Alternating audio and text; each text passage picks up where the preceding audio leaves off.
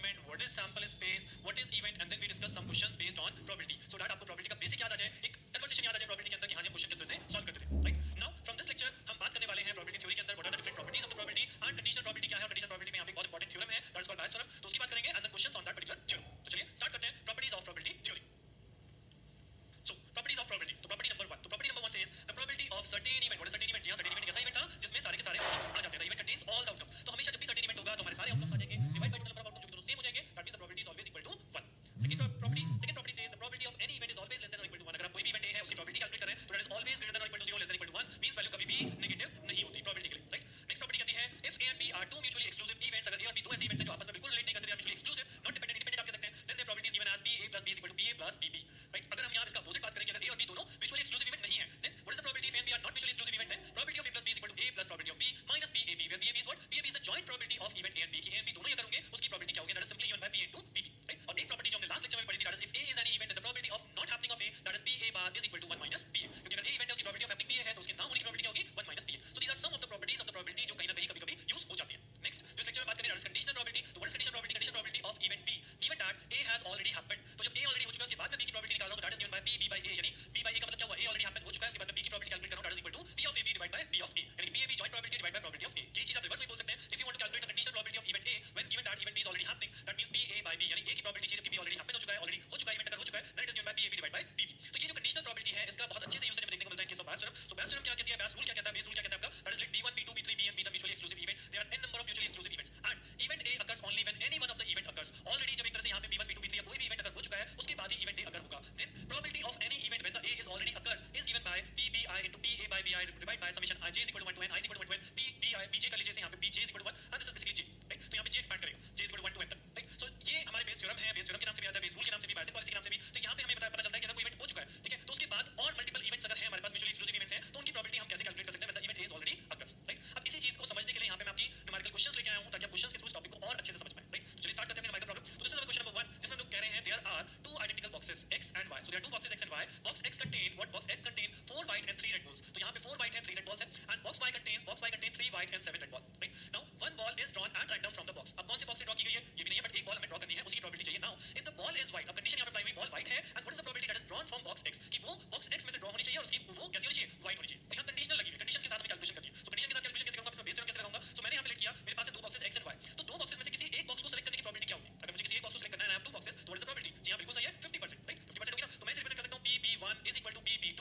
is equal to 1 by 2. That means probability of B1 क्या ले लिया मैंने? Box X की probability और probability of B2 मैंने ले लिया box Y की probability. तो दोनों की probability हमारी 1 by 2 होगी. Now next is what? Now अब अगर मैं चाहता हूँ कि मेरा box B1 जो कि already select हो गया, उसके बाद उसमें total balls कितनी है? Total balls है 7. Right? Total balls है 7. अब इसमें से मुझे एक ball choose करनी है, उसकी probability बतानी है, ball कैसी होनी चाहिए? वो ball होनी चाहिए भाई. तो in total 7 balls में से अगर मुझे एक white ball choose करनी है तो white ball के number of favorable outcome क्या होंगे? 4. तो that means अगर मैं बोलूँ probability of choosing a white ball when box X is already selected, यानी कि probability of A when box X is already selected, यानी PA by B1, यानी B1 यानी already B1 happen हो चुका है, box X select हो चुका है, तब मैं उसके बाद probability of A लिख रहा हूँ, यानी white ball की probability लिख रहा हूँ, तो क्या लिखूंगा?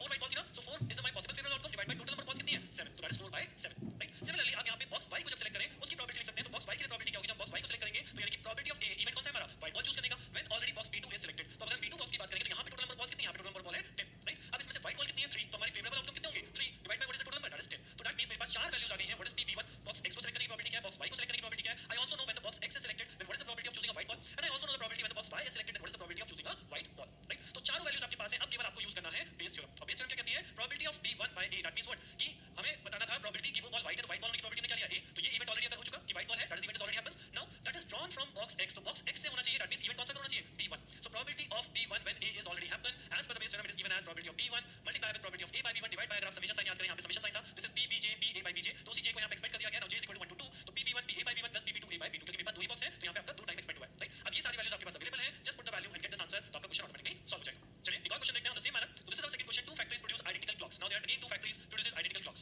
The production for the first factory consists of 10,000 clocks of each 100 are defective. Right? और second factory produce करती है 20,000 clocks out of which 300 are defective. So what is the probability that a particular defective clock was produced in the first factory? यानी कि मुझे defective clock की probability बतानी है जबकि वो first factory से generate हो रही है. That means सबसे पहले तो मैं factory की probability लेकर लूं. तो suppose first factory की probability है